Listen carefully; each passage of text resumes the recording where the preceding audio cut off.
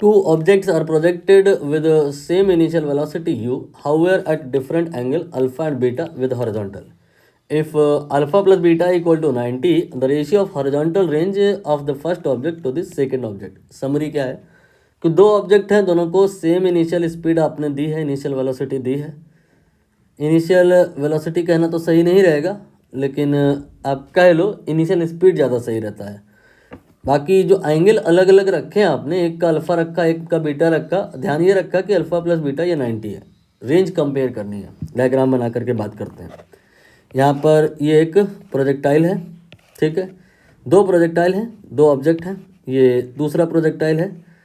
आपने यहाँ पर किया क्या है कि जो पहला वाला प्रोजेक्टाइल है उसको जो आपने एंगल दिया है from the ground we can say, ये अल्फ़ा है।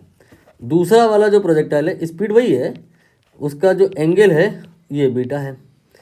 तो अल्फ़ा प्लस बीटा ये कह रहे हैं कि ये 90 है, ये अल्फ़ा प्लस बीटा 90 है। तो रेंज हमें कंपेयर करनी है। मुझे हालांकि पहले से पता था, इसलिए मैंने दोनों प्रोजेक्टाइल को एक ही पॉइंट पर जाके लैंड कराया है। आप नहीं भी करा सकते हैं अनलेस आपको पता ना चल जाए। लास्ट तक आपको भी पता चल जाएगा कि रेंज यहाँ पे बराबर आएगी। रेंज का फॉर्मूला क्या होता है?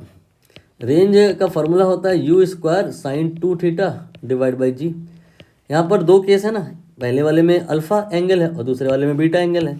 तो यहाँ पे जो R1 आएगा पहले वाले केस में, range that will be u square sine 2 alpha divide by g, और दूसरे वाले में जो रेंज आएगा दैट विल बी व्हाट, अब आप एंगल बीटा ले लो, u square sine 2 beta divide by ji.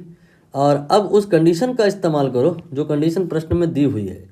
Condition ये दी हुई है कि अल्फ़ा प्लस बीटा 90 है, so beta will be 90 minus alpha. इसे आप यहाँ पे रख दो, तो ये हो जाएगा u square then sine 2, beta की जगह 90 माइनस अल्फ़ा रखना होगा, एंड देन डिवाइडेड बाई जी।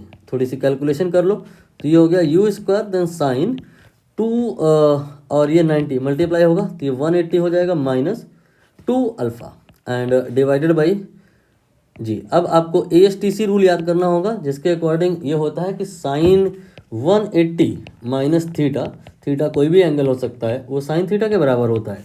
सो यहाँ पे जो लिखा है साइन 180 माइनस 2 अल्फ़ा, ये साइन 2 अल्फ़ा के बराबर हो जाएगा and divided by g. Have you notice something? ये जो आया है एक्सप्रेशन, ये R1 के डिक्टो बराबर है। तो यहाँ से हम कह पाएंगे कि जो आपका रेंज होगा R2 वो R1 के ही बराबर होगा। दोनों इक्वल पॉइंट, सेम पॉइंट पे जाके लैंड करेंगे। Answer will be last option.